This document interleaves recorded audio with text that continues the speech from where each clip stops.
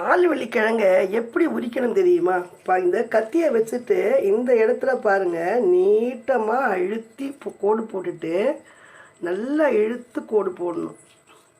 இந்த இருக்குல்லையா, இந்த மாதிரி நல்லா இந்த இடத்துல நல்லா போட்டதுக்கு அப்புறமா இப்படியே வச்சுட்டு இதை அழகாக கொஞ்சம் கொஞ்சமாக இந்த மாதிரி நம்ம என்ன செய்யலாம், சூப்பராக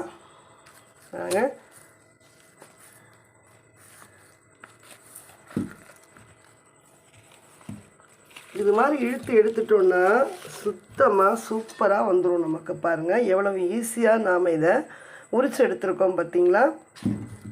இது நீட்டமாக என்ன செய்யணும்னா கத்தியை வச்சு அழுத்தி கோடு போடணும். கொஞ்சம் நல்லா உள்ளே கொஞ்சம் சதையில் அழுத்தி போட்டுட்டு இந்த சைட்லேருந்து நாம் என்ன செய்யணும், இந்த மாதிரி கத்தியை வச்சுட்டு லைட்டாக அப்படியே ப்ரெஸ் பண்ணி எடுத்துட்டோன்னா பாருங்கள் எப்படி வந்துடுச்சு பார்த்தீங்களா.